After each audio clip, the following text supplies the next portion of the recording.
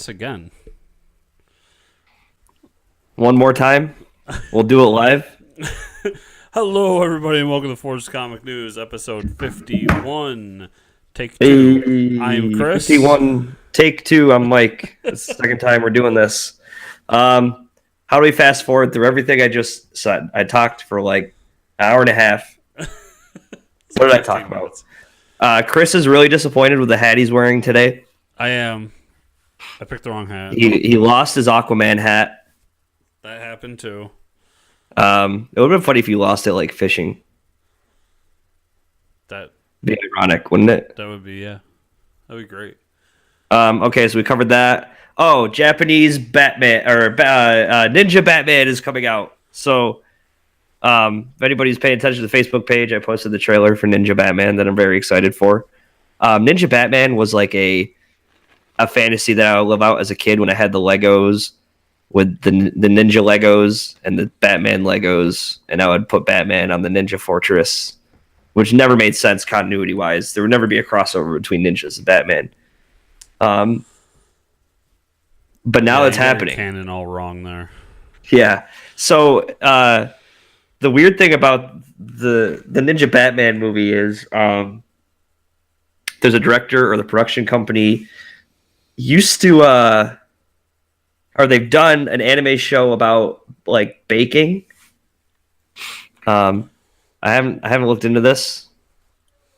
It's a show about bread, I guess. I don't really know. I don't know if it's a good or a bad thing.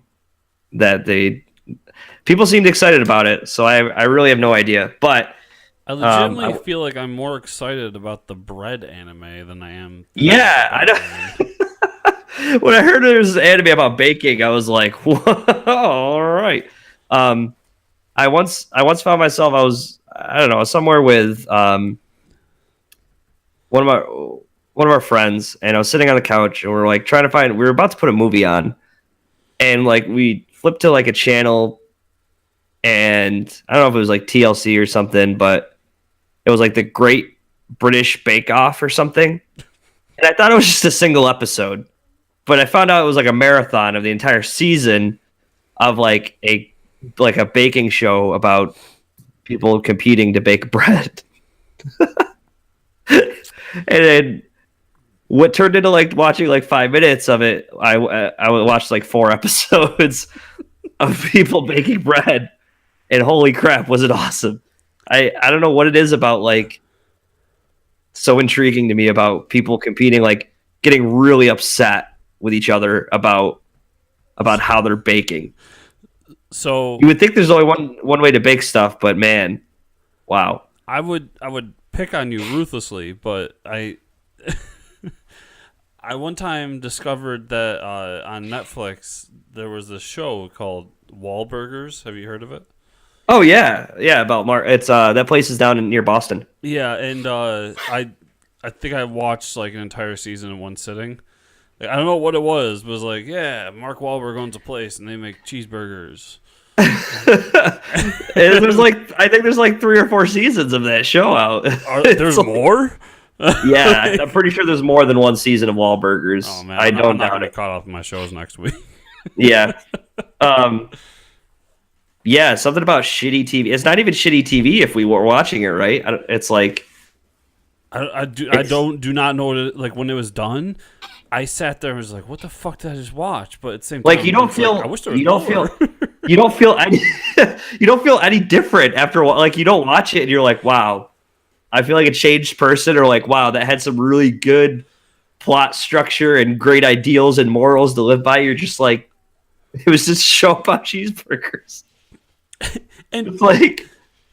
And I almost hate to admit this, but this is after I stopped smoking weed. So yeah, like he was sober for this thing. Completely sober. Yeah,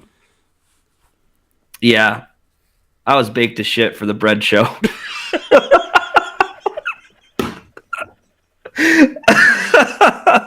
Yeah, that might have been the difference. Anyways, welcome to the show. I don't know what we were talking about. We were talking about Japanese Batman. FX, I don't know. And talked about baked bread. Yes.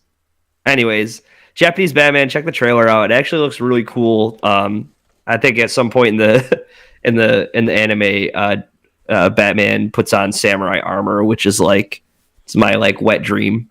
Is like, I wish Batman just wore samurai armor all the time. Square Enix has this toy line called Play Yeah. Yep. and they've done like it's an entire line within the line where they reimagine characters as samurai. Yeah, it's so awesome. They're fucking awesome. Like there's so many of the Star Wars ones I want, and then there's a Captain America one that's amazing. But they've done so many different ones throughout the years. That's all I can think of when you talk about this show. They do the craziest figures. They do like the Play Arts Kai or whatever, where it's like if Batman was in a Final Fantasy game, like this would be his like armor or costume, like that's what he would look like. They got some crazy people. Those are cool too when they get like the artists from Final Fantasy to like reimagine characters. Yeah, they do some cool stuff. And they're all really expensive though, so it's kind of makes me sad. Start at $90. Yeah, that's the cheap one. Yeah. My limit for like if I want a cool statue is like $90, maybe. I don't know if I have a coupon. I think it was Amazon like months ago. They had a deal on a Jim Lee Batman statue, and the deal was that it was down to $50, and I still like sat there and contemplated and never pulled the trigger because I was like, it's a lot of money. And that's like a Jim Lee. That's like a Jim Lee Batman statue too. Like, there's no getting better than that. Yeah. So Japanese Batman. That's like two of my favorite things together as one. I'm very excited for it. That being said, well, I guess we'll move on to the news here. Besides that, there's a TV show coming out. It's Harley Quinn. It's an animated series next. I tried to get it all out in one breath. That's okay. I'll have mine later. I'll talk a little more about the Harley Quinn show. Obviously, she's a popular character.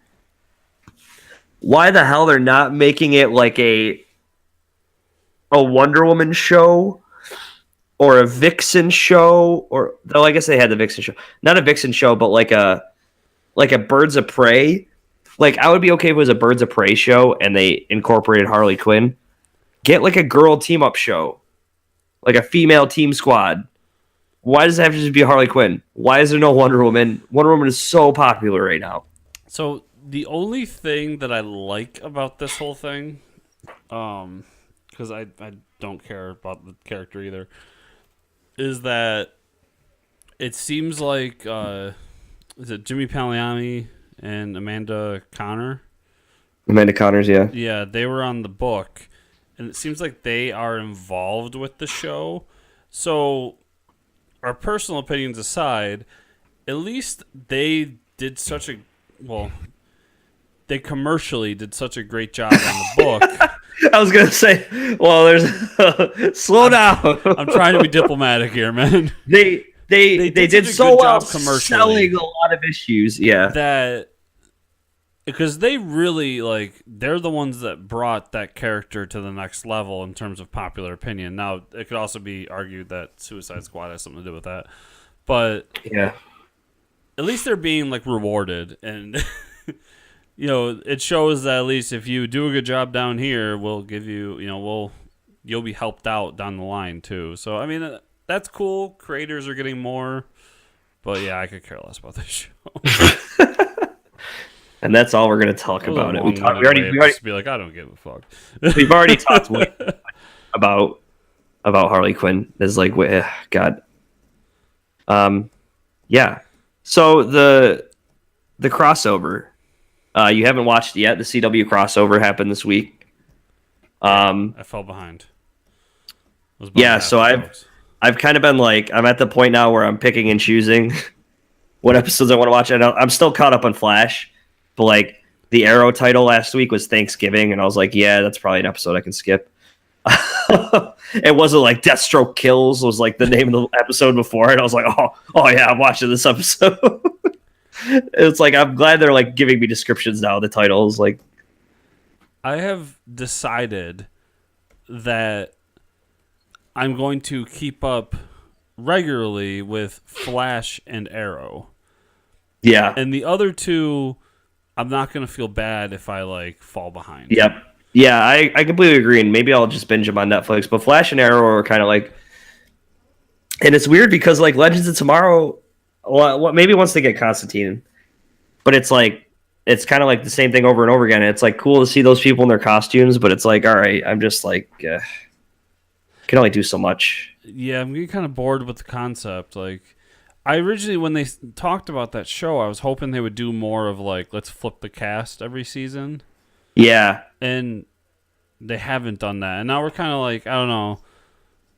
I guess they could all be argued as being samey, but this show more than any of them feels very samey all the time. I still enjoy it. I'm not like trying to trash on it, but well, if I had to describe the show, it's like everyone and then Mick. It's like the only one. Like if you were to tell me the crew members like made a decision and like guess which crew member made this decision, and it was like for the good of the crew, it'd be like any one of them except Mick. It's like they're all so singular, and like he's the only one that's complete opposite, going the other way, and that's all we have. There's no depth, I feel like, to anyone. Yeah. That being said, the episode, I think it was last before the crossover, where they go to Vietnam and meet Mick's dad, was fantastic. Besides the fact that there's also Gorilla Grodd in that episode. But just him and his dad side by side with flamethrowers made me so happy. I've still got to catch up on that, but I'm not saying this show's terrible. It's definitely great, way better than Agents of Shield. I still never got into Agents of Shield. I couldn't get past the first couple seasons. I'm just running out of time, so I think for consistency wise, I think sticking with Flash and Arrow is probably good. But anyways, that show really lends itself to binge watching too. I enjoyed the first two seasons way more than I'm enjoying this one. Yep. The thing about the Crisis on Earth X, though, really quick. Nazis. Chris loves Nazis. He loves watching Nazis getting punched in the face. If you grab your Multiversity issue, pause the video now. Go grab your Multiversity issue. Okay, you're back. You grabbed your issue. If you turn to Earth number 10 in Multiversity, because I thought this costume looked familiar, it is the Earth number 10 is the Earth from the Crisis X on Earth X, where the Germans win and Superman is a German and everyone wears German outfits, and the suit is what Supergirl's wearing with the two S's on it, like side by side, like lightning bolts. Yeah. And that's the Earth we're getting, but they describe it. It's weird. It's the way to describe it goes along with what's happening in metal right now. Wells describes it as there's 52 universes, but this is the extra one that's like dark or like the anti-universe. So it was kind of interesting to hear that. I don't think it's a coincidence that it's so. The description is almost like word for word the dark multiverse from metal. No, I had to feel like those went hand in hand somehow. Yeah. Walking Dead. I am behind on Walking Dead. What have I been missing? Where'd you leave off? I left off. Oof. I got to the episode where. Spoilers. I got to the episode where the tiger died. Yeah, so we've been calling for the Tigers' death, like saying that was going to happen for a while now. Yeah, Shiva. And it was very depressing when it happened. Yeah, I felt worse about the tiger dying than anyone. The tiger had more depth than a lot of those characters in the group. When it was all said and done, like I told my girlfriend, I was like, I'm like kind of depressed. The tiger's dead, and like I'm the guy who cheered for that one like blonde girl that always sang. I forgot her name already. Oh, Beth? When she died, Beth. When Beth died, I was like, oh my God, thank God. Yeah, she was awful. Holy crap. But, the season's been okay. The episode you missed was definitely like a step up.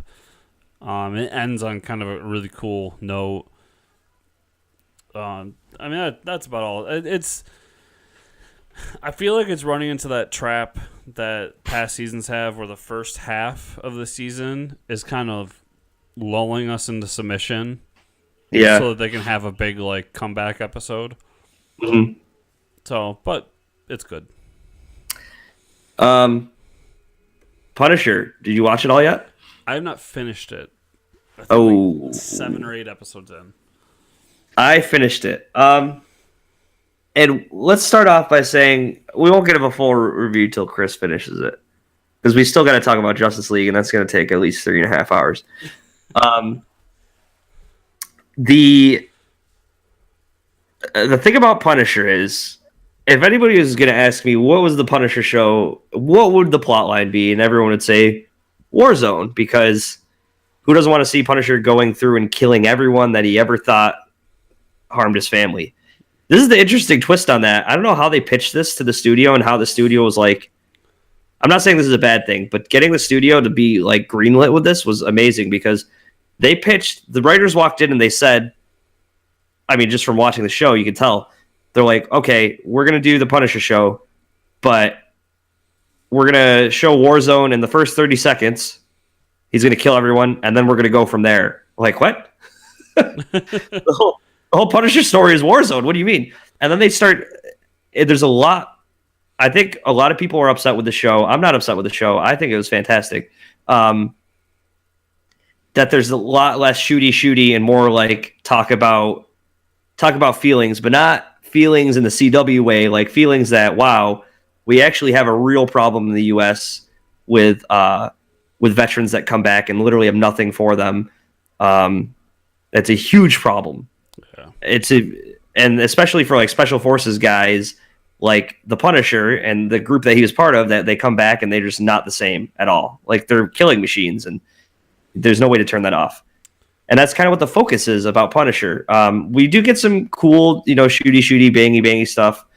But I thought it was a cool take on that. And I was really, that got me at the first episode. You're like, oh, wow, they just went through Warzone.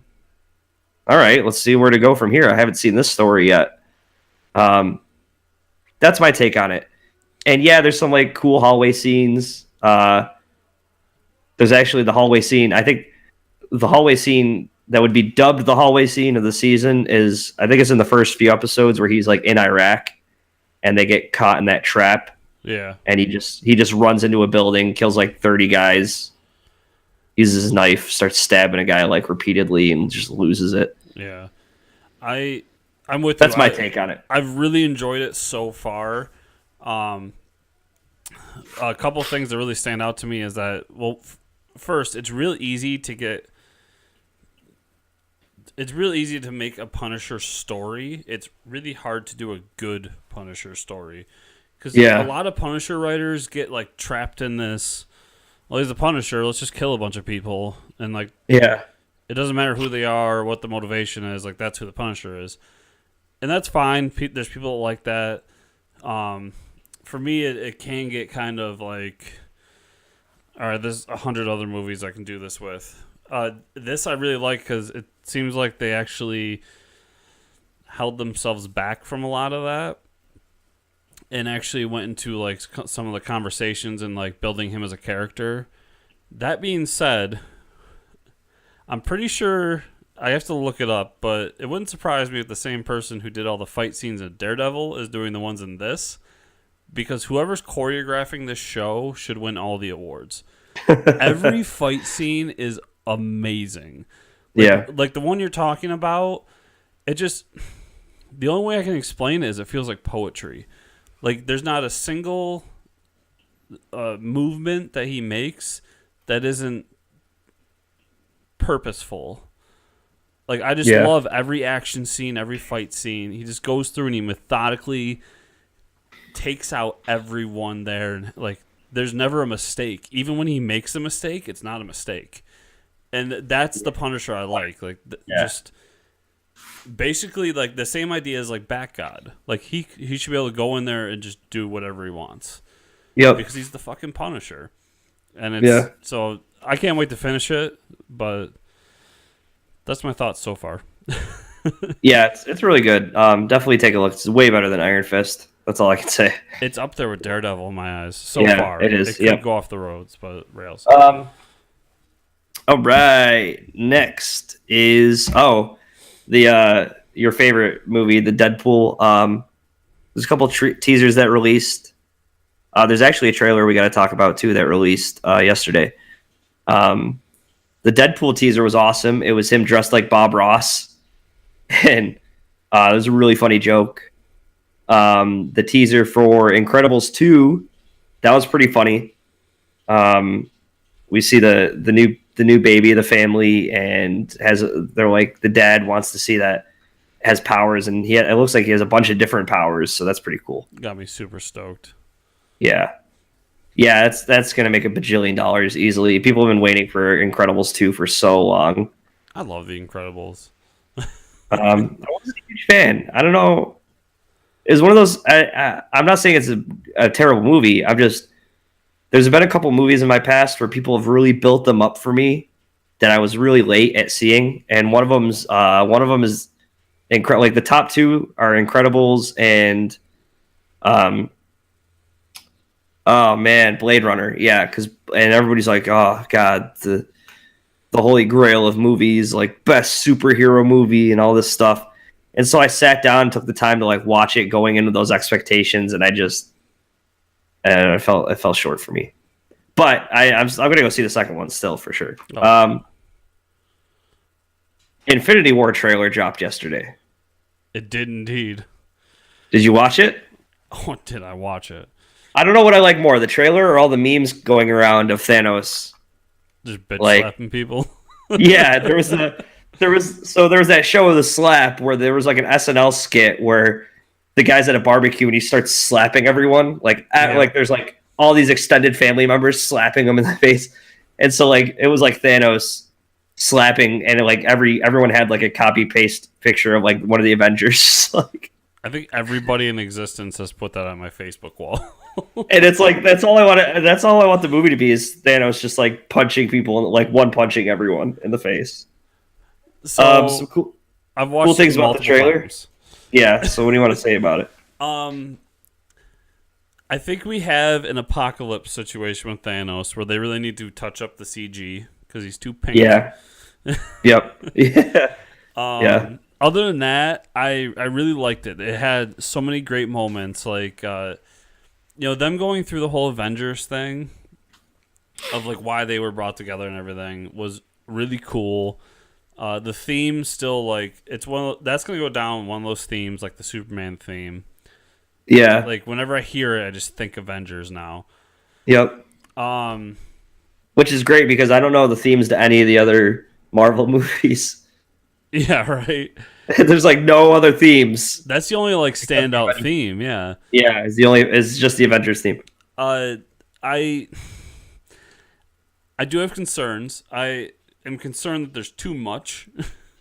Yeah. There's a lot going on. Yeah, there's like I didn't realize, but there's like 20 heroes. Yeah. On screen. There's like 20 heroes. Anyone who knows me and listens to the show probably can guess that my favorite moment was when Black Panther is standing there and goes, "Get this man a shield." Get this man a shield. Captain America walks out. I got chills. Yeah. And I just love Thanos. And I loved like all those moments where actually there was only one trailer, but when he grabs like a different gem and put it into the gauntlet, I was just like, oh. Like, this whole movie is just going to be him kicking everybody's ass and collecting every gem so we can get to the next movie. Like, that's what the movie's going to be, I guarantee you. Yeah. And I'm cool with that. My only concern is that there's just too much. And it's a weird concern. Well, we need to binge and purge some heroes in that. We already see him kill Vision in the trailer. Yeah, but Vision was like human-esque. It was weird. Yeah, but he like rips the mind gem out of his head. And then it does end on like that great moment of Thor looking out and seeing the Guardians be like, "Who are you guys?" Yeah. So we're finally going to see them interact with other heroes, which is crazy. Overall, I'm excited. Yeah, it definitely looks great. I'm gonna watch it for sure. And I can't imagine they're going to do a terrible job at all. Um, And actually, on that note, after the show, me and you have to talk about this. So uh-oh. put a pin on that. Oh, okay. Let's go into the Justice League review. All right. I know we've both been waiting for this one for a little bit. Yeah, I know. We were a little late on this. I've seen it twice now. I will start off by saying, just go see the movie for yourself. Um, I'm not going to get into the whole Marvel DC rating system. I'm just going to say I really firmly believe it does not deserve the hate that it is getting. There's a lot of hate out there for this movie on the internet, and people are very vocal about it. And I really don't think, like, if you look at the Rotten Tomatoes score, it's, I don't know, it's like 40 something, and the user score is like, it's like 8 point something. So obviously people are enjoying the movie. Mm-hmm. It's just the problem is not enough people are going to see it. But okay, me, I would give it like an 8 out of 10. And I've seen it twice, and I looked for things the second time. I was being really nitpicky the second time. The movie's good. There's a lot of things where I was like, that was awesome. I wish there was more of it. The story, the villain, okay, parts I did not like. We'll go through that first.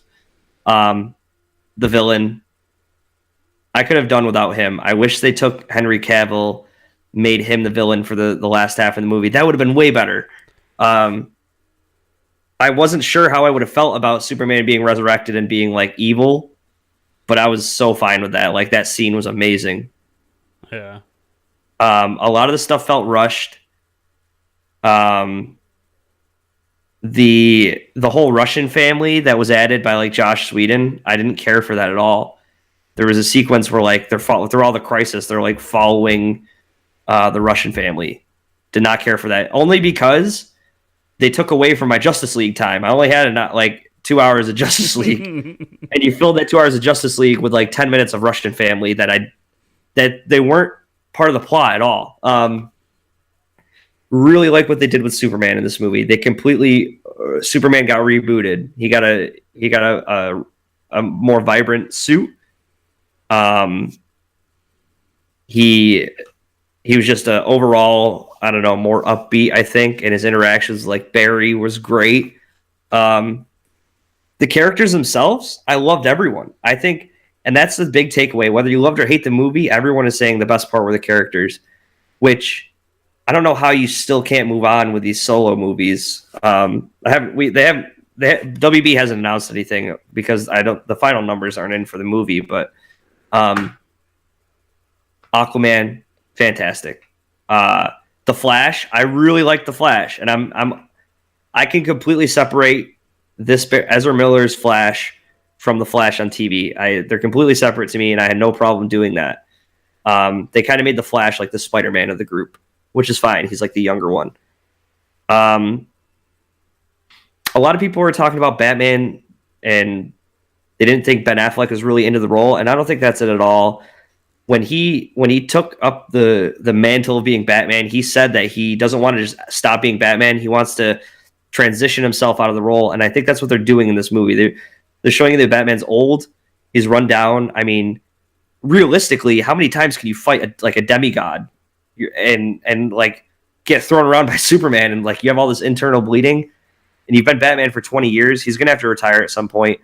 I would be really interested if they made the Batman movie all about that, like him passing off the mantle. We could talk about that in another episode. So many good things. The Wonder Woman scenes were amazing. The Flash, the talk of new gods, them mentioning like when he mentions new gods, the villain's name. Can you help me out here? Steppenwolf. Steppenwolf says new gods. That increased the movie by a point right there. There's a flashback scene where they show the Great War between the old gods, the lanterns, and you see Zeus. I think you see like Archimedes, and then you see a lantern, and you see the lantern die and the ring go fly. Like all these little things. It was fantastic. I really enjoyed the movie, and I enjoyed it the second time I saw it. I didn't go in. I wasn't just blinded by the fact that Batman's in another movie. There's obviously things I have issues with, but I have issues with the Marvel movies too, and there's been Marvel movies where I don't like the villain, and I didn't like this. They didn't do a good job with the villain. And the CG on the villain wasn't great, and that's because the movie was rushed. There was an article released like yesterday saying like the executives were really rushing this movie for some reason, which sucks. I mean, it sucks when that happens. I'm hoping for an ultimate cut eventually. Maybe they can touch up the CG. Oh, Cyborg. Let's talk about Cyborg for a second. Okay. Let's Cyborg. I mean, he made the character more interesting for me. I wasn't. I mean, I read the solo Cyborg when that was out and stuff like that, and I was really wondering what they're going to do with this character. And they made him like, oh, he's the machine. Like he doesn't know how to. He can't feel gifted like everybody else because he seems like a monster and he doesn't understand his abilities. It's more reactive. It's not more of him in control. And I think Ray Fisher did an excellent job. I thought he did a great job. And the ending credit scenes, but I'll let you talk about the movie, then we'll talk about the ending credit scenes after. So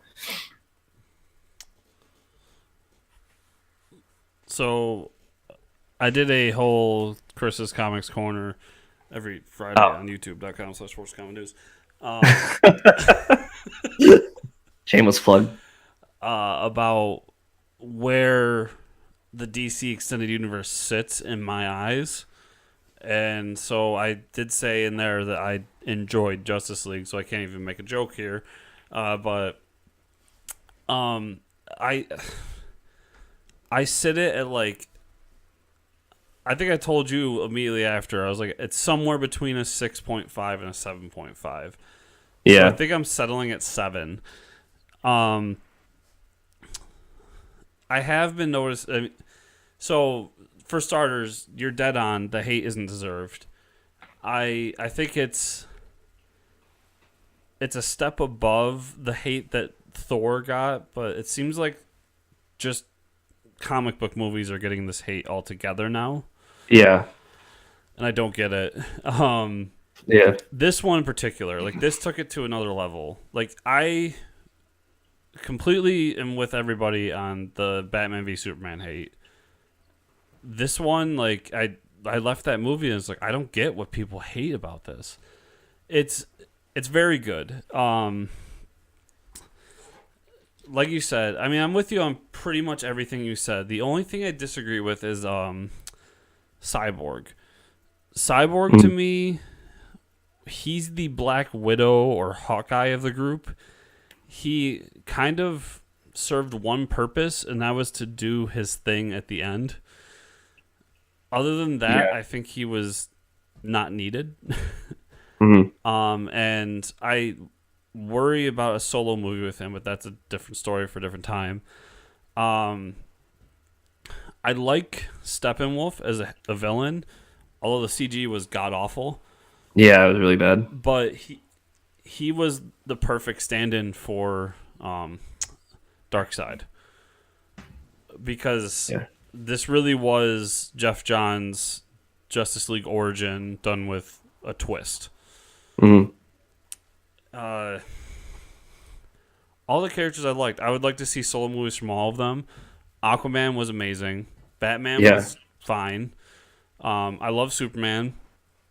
I thought, like, we joked up until now that they were kind of retconning Superman, and they really did. They did a complete retcon on Superman. Like, they kind of almost want you to forget that everybody hated him in the last two movies, but but it doesn't matter. It works because he comes back and he's a beacon of hope and he's bright, and so that gives me hope for Man of Steel 2. Flash, actually, I thought that Aquaman was going to be the runaway character. I think Flash was actually the runaway character in this. Yeah, Ezra Miller stole the show. He did a really good job, and he had every chance to fuck it up because of the Flash TV show.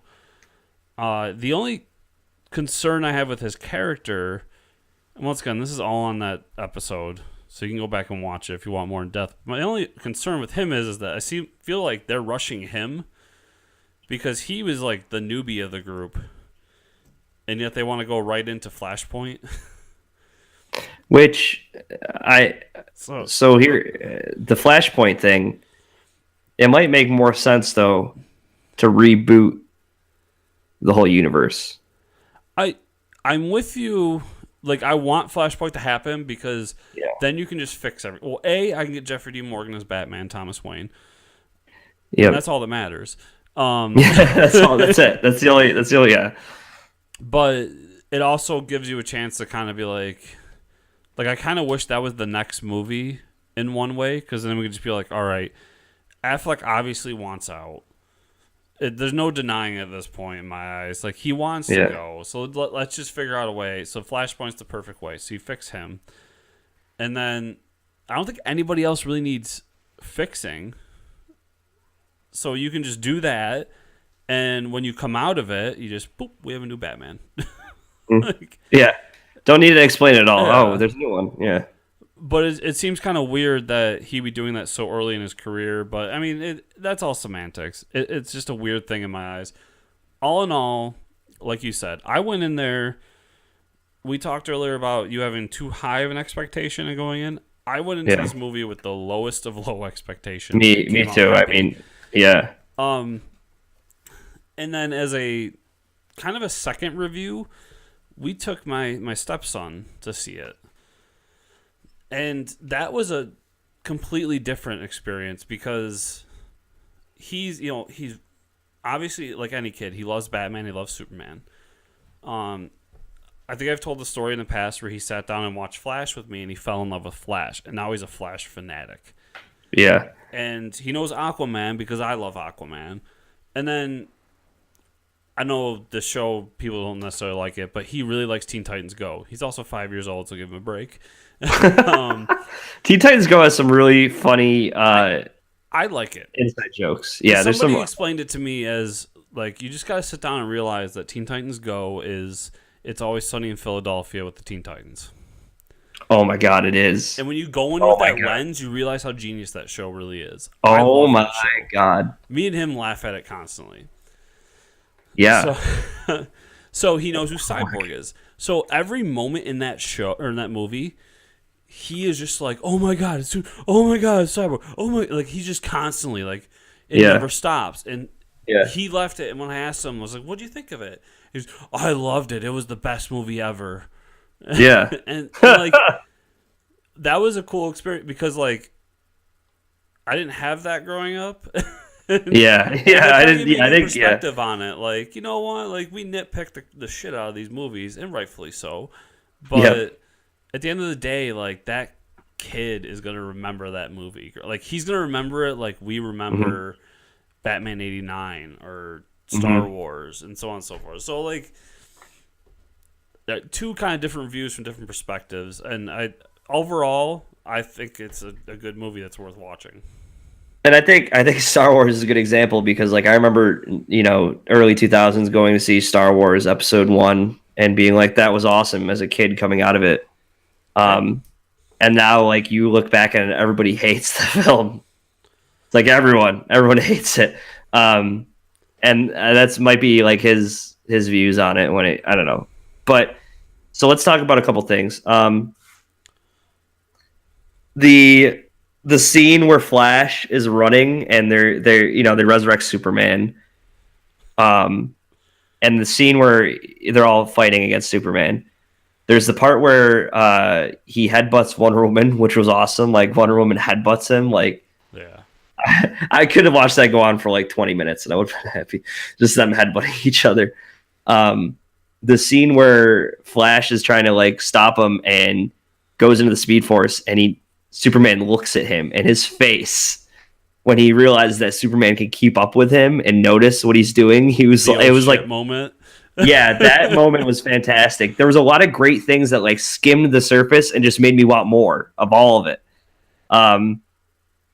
The conversation with Mara was interesting. Seeing Mara just control the water and do her thing was like, oh god, give me the Aquaman movie. She looked fantastic and she played the part like royalty, which is great. I mean, that's what you want because that's what it is. Atlantis is a foreign land, and they're basically it's a monarch, right? There's a king. and a queen. But anyways, the scene where Aquaman's sitting on the lasso of truth, just starts spewing off all these truths. Like, I don't want to die. I got a lot of shit I want to do. That was great. That was great. Yeah. there's some parts where like Batman says shit and like son of a bitch, and I was like, for a minute there, I was like, are we getting All-Star Batman? That was shining through a little bit, which I guess, I mean, like, if you're Batman, you've been doing it for 20 years, you're gonna be like, oh, son of a bitch. Like, it's just you're not gonna watch your language around criminals, right? You're not gonna be like, golly gee, like when you stub your toe around, like trying to fight a criminal. Then the end credit scenes. Let's just talk about the end credit scenes. The first one being the race between Flash and Superman. That was that was awesome. It was so much fun. That was just a fun moment. Like, yeah, the whole conversation to it. It was just fun. No, there wasn't. But there's that, that never-ending argument of, is the Flash faster than Superman? And we can almost make the argument that he is, because Superman never landed a punch on him when he was swinging at him in the fight scene. Yeah, so that was the first. And then the second scene, it gave me more hope for this universe. They did it. It opens up to like Luthor is out of jail. Deathstroke out of nowhere. If you said there was a new character showing up in the end of this movie, I would have never said it was Deathstroke. I would have been like Green Lantern, Green Lantern, Green Lantern. Deathstroke. Even though we should have known. Yeah, I know. There's nothing like I thought about it, and it's like, all right, Deathstroke's doing test footage for Justice League. Yeah. Okay. Deathstroke's gonna be in the new Batman movie. Okay. And then when he pops up, I'm like, oh my god, it's Deathstroke. Yeah, I was like, so that makes complete sense. We should have seen that coming. Oh man, and he gets onto the boat, takes out the mask, is Joe Manganiello, and he's got white hair, and he looks so. And Luthor's so bald, and the conversation between them, it almost seemed like I could get behind Lex Luthor in the next movie. That and the fact that they said we need a League of Their Own. It's a conversation between Deathstroke and Luthor, and they said we need a League of Their Own, which is, if they're going to do the Injustice League or the Legion of Doom for the next movie, that would be so cool. I would be so cute. What? So when that happened, all I pictured was the giant Darth Vader helmet rising. Yes, yeah. It's like, can that just happen in the background right now? So they did that in Legends of Tomorrow. They had the Legion of Doom, and they had this helmet shaped. The Legion of Doom is their base is in like a swamp, and it's a giant helmet. Yeah. So overall, go see it. It's a popcorn movie for sure. It's so enjoyable. The original '89 Batman music went so well with Batfleck. Yeah. If you noticed, for the Flash scenes, they took samples of the Flash music from the show. There's a lot of that. It's crazy to me that a CW show could have such an impact on me, like from the theme music, like the dun-dun-dun-dun-dun-dun-dun-dun, and like you'll notice it, especially the scene where he touches the mother box. It's like just Flash and the Speed Force. They sampled that song for sure. And then there's a sampling of John Williams' Superman theme. I didn't notice that in the movie though. I didn't notice it while I was watching it, but I knew it was in there. Yeah.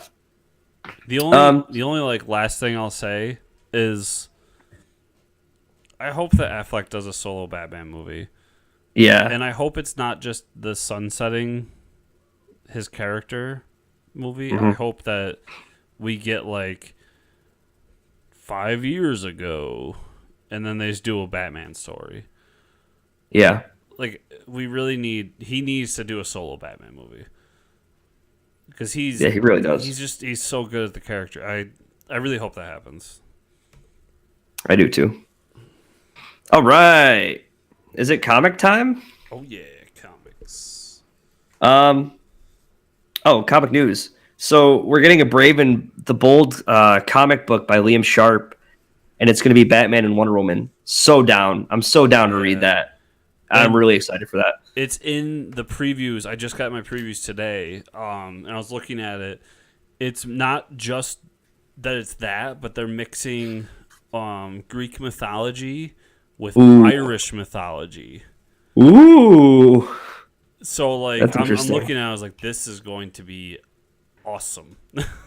And Brave and the Bold style tongue-in-cheek humor, Yeah. I'm guessing. Oh, wait, is it Brave and the Bold as, like, the cartoon Brave and the Bold, or is it... No. It's in continuity Batman and Wonder Woman. Oh. They're just calling it Brave and the Bold because they need a new title. I'm still into it either way. I'm still gonna read it. But yeah, every time I see Brave and the Bold, I think of the original animated series. Dude, I love that series. It's so much fun. If nobody's ever watched it, watch it. It's so good. That I mean, kind of house cleaning, but or housekeeping. Probably like after the new year, we'll get back into the Batman 66 stuff. Yeah. Because we kind of let that go. But like that should be next in line. Is that Brave and the Bold series? For sure. It's so good. Aquaman on that is my favorite. Yeah, when he's riding like the dolphins. So awesome. Yeah. He's so into himself, the Aquaman. He's just like, I'm the best. It's okay. Comic book time. I read a couple number ones. Evolution is a new one. It's got a by Image. Came out a couple weeks ago. Evolution number one. I took notice of that because Josh Williamson is one of the writers who writes Birthright and Flash right now. It's an interesting story. I don't know really where it's going. These people have like this infection and they seem to evolve, or they're calling it like everyone seems to be evolving somehow. It's all these separate stories happening at once of like either they're seeing like mutations or people dying from like weird stuff happening. It's really interesting because it's like happening all over the world. So that was an interesting number one. Definitely grabbed my attention. I'll probably read the number two of it. The Batman Who Laughs, Dark Knight. Oh yeah. That was a great issue of it took a crazy turn. Like, you know, Batman's going down like this awful road, and he calls everybody, all the Bat family, to the Batcave, and you think like, oh, they're gonna help him, and then he's like, no, I just called you here to kill all of you, and he's like shooting. He like pulls out machine guns and starts shooting the Bat family. It was nuts. It doesn't get more metal than that, right? I mean, come on. Some hardcore comic book science happening in there too. Yeah. With like how the Joker lets the gas out as he dies. Like that's what affects him. Yeah. He like Joker dies, everybody gets poisoned by the gas. It's like, yeah, it makes sense. That's all, but it was so good. Invincible 142. Yep. Yeah, that was pretty crazy, huh? We get the robot. We're in the robot part of the plot now, where Mark needs to stop what the hell's his name? Rex from taking over the world. And ends with him just killing him. Yeah, and which is pretty cool. The last panel, like huge spoilers here, everybody, but the last panel ends with I forget the woman's name, but the Viltrumite that like essentially raped Mark. Yeah. Her son coming up to Mark and asking, you know, is my mommy dead? And it looks exactly like Mark. Yeah, so he has a son. Yeah. Which he might be the only Viltrumite now left that is like a pureblood. Well, besides the adults, I guess the adults are purebloods. But I guess Mark is like Mark's a half breed. Never mind. So I guess but yeah, really interesting. So he has another son, and we get to see how that's going to unfold for the last two issues. Crazy stuff. Doomsday Clock number one. Man, we got a lot of good issues to talk about. Doomsday Clock. Did you read Doomsday Clock? I did. So this is the start of it all, everyone. We're getting the Watchmen in the DC universe. and I actually have it here. Let's bust this out. Still in the packaging. Plastic, guys. Oh, it's and it's a lenticular cover too because it's gonna be worth money someday. Everybody, I want everyone to take note. If you read Doomsday Clock, we're gonna go to the top left to the first page number 1. It says November 22nd, 1992. Does anyone know the significance of that date? Don't answer, Chris. Oh, I heard you. Yes. I'm doing an interactive podcast right now. This is like Dora the Explorer or something? Yeah, it's just like Dora. I was going to say, where is it? I'm going all Dora the Explorer. Okay, can anyone tell me? Good job. It's right behind you. Yeah. November 22nd, 1992 is actually the day that Superman dies in the comics continuity. It's Superman's death. That's where we're starting in the book. One really cool thing just about the book in general, we're back to the whole 9-panel system that was adopted late 80s. Like the Frank Miller was a fan of that because he's a man with many words, right? And I feel like you're getting your money's worth with this panel, this type of styling, because like you're making the artist draw 9 different panels and there has to be a conversation going on with a lot of them. Really good stuff. So yeah, it starts at Superman's death. The world is like in shambles. Ozymandias is missing. Dr. Manhattan is missing. And then we find the first character we get introduced to is Rorschach. And it's not the Rorschach that we know. This Rorschach is black, that means it's a new guy.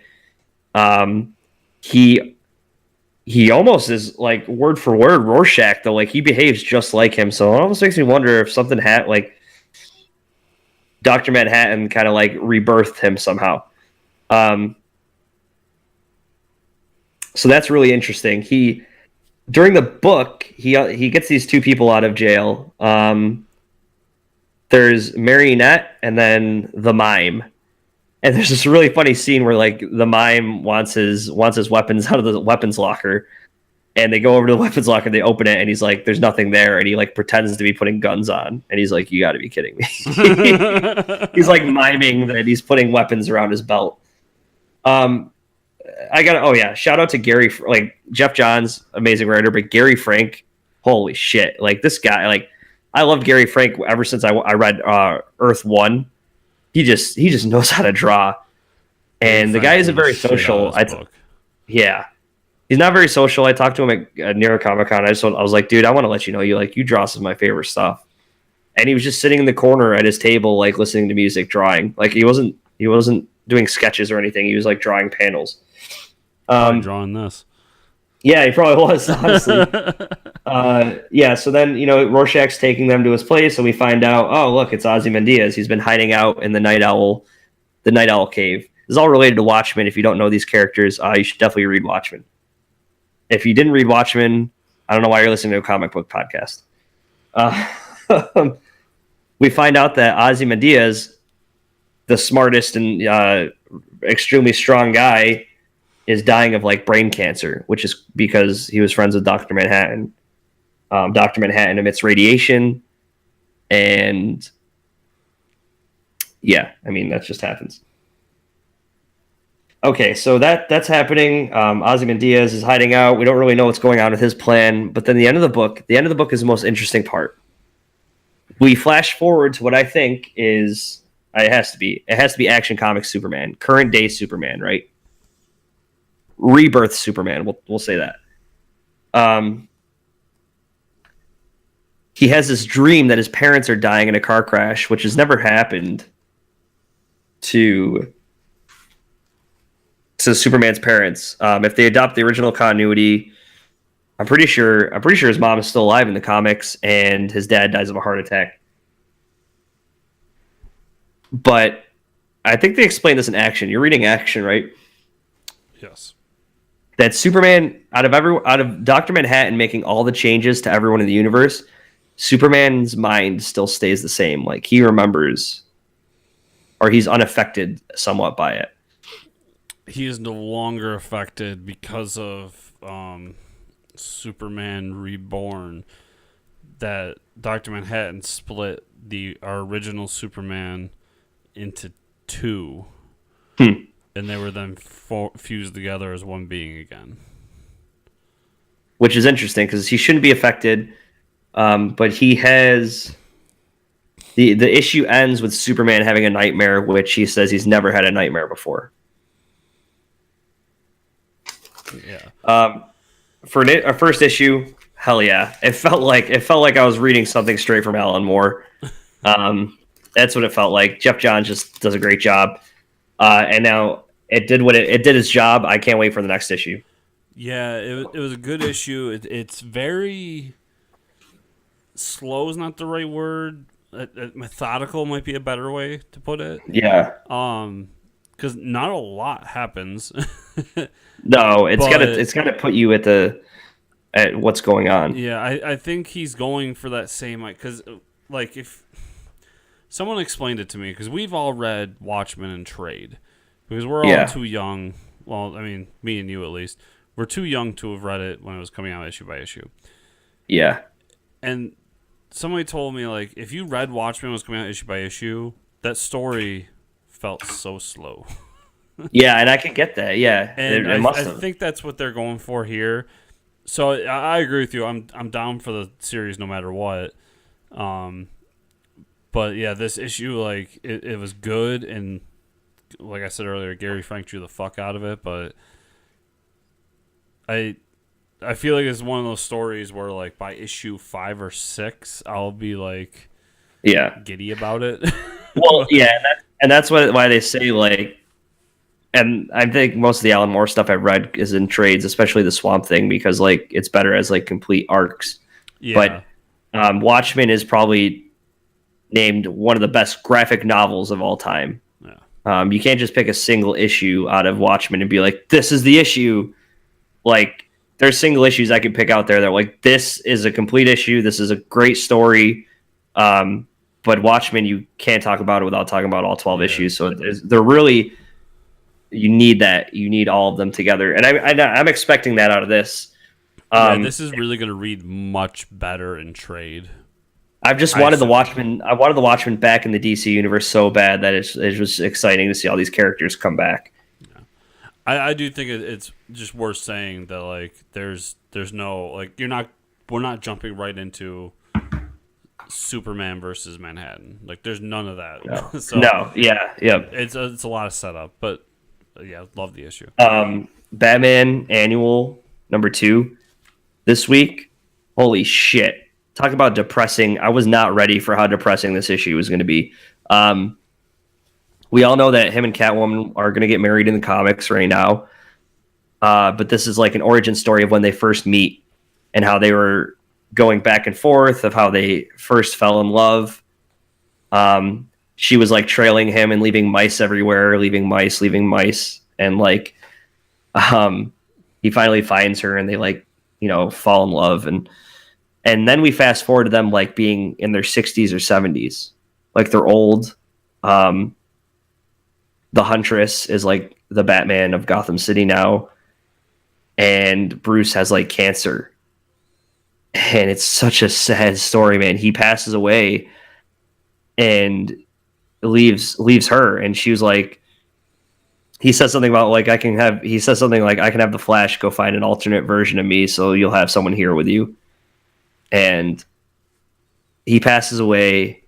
And she's, like, sitting in the Batmobile, which in the comic, in the issue, is, like, where they first meet, like, their first ever interaction. Like, she steals the Batmobile.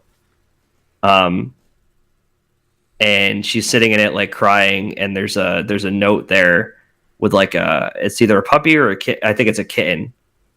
It's like he expected to die or something, so he left this kitten there with a note saying, like, I'll always love you, cat, or something like that. And it was just like, holy crap, man. I was like, Tom King, dude, like, this is an annual. You're supposed to make it fun. Like, why am I? Oh, my God. And it might be hands down. I know I say this a lot. I get excited about issues all the time, but it might be my favorite Batman issue of the year. And I know we're going to do the end of the year stuff, but might even last 2 years. A lot of it has to do with the weight of what we've been doing in the comics currently with Batman and Catwoman. I never really, I guess, understood how much I cared about these two characters being together. But Tom King is doing it in such a tasteful way that it's just like, man, give this guy any book he wants. Honestly, like, for real. Anyways, haven't read the Superman annual yet. I know that came out this week as well. I did read another #1. I got a lot of books here. This is great. It's like I'm a comic book fan or something. John Wick #1. Did you read that? No. Okay. All I'll say is it's a really good issue. It's very John Wicky. And it's basically his origin. It's like his past. You learn about his past, and that's it. It's good. It's like, if you like John Wick, you'll like the book. And Greg Pak is doing the story. Greg Pak did with Batman, the New 52 Batman Superman series. So he's done great runs on like Incredible Hulk and Wonder Woman and stuff like that. Okay. So all right. So what did you read? What have you been reading? What's going on? Well, so a couple of things you just talked about, but we went through that. I got Not Brand Ek number 18. What? It's Forbush, man. Oh my god. It's a old like Marvel comedy book. What book is that? That's what it's called, Not Brand Ek. Why is it number 14? Because Marvel Legacy. So there's been 13 issues, so this is the 14th issue. Oh my god.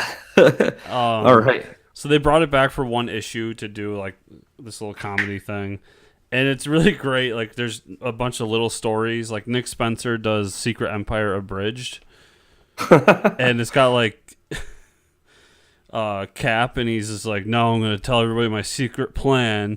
And he's just on he's on Twitter, and he just writes, Hail Hydra, send. And then like everybody else is like, no. Starts saying like hate tweets. Oh my god. It does everything so well. Like it just makes fun of the story in a really great way, and it's done by Nick Spencer, so it makes it even better because he's the one that wrote the series. Yeah. And then it's got these little like one-page comics of Forbush Man done like really cartoony. Oh man. Him trying to pitch his own book. Really fun. It was like a one and done thing, but I loved it. I got Punisher 218. Now, I don't normally read Punisher, but the whole crux of this story is the Punisher steals the War Machine armor. Hell yeah. And I was like, that sounds awesome. So, yes. In Marvel continuity right now, there's no more S.H.I.E.L.D. So Nick Spencer comes to Frank Castle and tells him, like... Nick Fury? What would I say? Nick Spencer. Nick Spencer. Jeez. The comic book artist. Yeah. Or the comic book writer. So Nick Fury tells him, like, hey, they're moving all this old S.H.I.E.L.D. stuff, and in it is the War Machine armor, and I need you to take it to do a mission for me. And there's this moment, it's a little cheesy, but it's kind of funny, because he's like, but you got to bring it back when you're done. Yeah. And, yeah, it's literally like, and remember, when this mission is over, that suit goes right back to me. And it just shows Frank Castle's face in, like, the Iron Man view. And it just says, fuck that. Yeah. I'm sure they have some fail-safe in place. So, yeah, it was really cool. It was just him stealing the armor. So I'm waiting to see if it gets a little more interesting. But it was done really well. It's kind of that, what we talked about earlier about the show, where it just is him going in and killing people. Like there's it's Warzone story beyond that. Yeah. We'll stick at Marvel. I got Thanos number 13. You might like this actually. I need to get you on the Donnie. I might have to get you on the Donnie Cates bandwagon with me. Oh yeah. Like I love this guy. So the entire crux of this story is. He starts off by going through and it's basically saying like everybody in the universe, all the powers, all of the great beings, they all tremble at one idea, and that's that they know that one day Thanos will win. And it just starts with Thanos going to the Chitauri planet, and he takes it over with like very little like complications. Yeah, I mean, he's OP. Yeah, but then so there's a moment where it's great because in this planet, like, there's so much death and destruction that all the blood ends up going up into the atmosphere and falls down as snow. So they have red snow. Damn. But then this being shows up and starts just like taking things over, and he heats up the atmosphere because he's like pure fire. And so there's literally like scenes of Thanos standing there with like raining blood. Oh my god. It's the most metal thing ever. That is awesome. And it turns out that the person in question is a Ghost Rider from the future. Oh. And he takes Thanos and takes him into the future to meet the Dark King. And you can guess who the Dark King is. It's Thanos. Yeah, I was gonna say, isn't it him? It's really fucking good. Like, it's such a good. I love Donny Cates. I've been on the Donny Cates bandwagon for a little while now. Like, another book you're gonna want to jump on. I got Action Comics 992. So this is like the after effect of the Oz effect. And Superman's really trying to come to terms with the fact that really was Jor-El. And like, even Bruce Wayne comes down and like has a talk with him. Like, I know what it's like to have your father come back, and he refers to the button. Yeah. And all this. And it's a whole like back and forth of him trying to figure out who he wants to be moving forward. But it ends with him going to the Watchtower and stealing Flash's cosmic treadmill to go back into the past. Oh, man. And then, so back to the past. After Samurai he takes Jack. it to go back to the past to Krypton, Yeah. which I feel like we're retreading Flashpoint here. Yeah. Who pops out? None other than Booster Gold. Oh, man. And now Booster Gold is going to go find him because Superman going back to Krypton is like what tears the universe apart, and Booster Gold's the only one that can save everybody. Holy crap. And apparently Dan Jurgens is going to be drawing an issue as well. What? I think that might be some... I don't know. I picked this up the other day. It is Star Wars #1.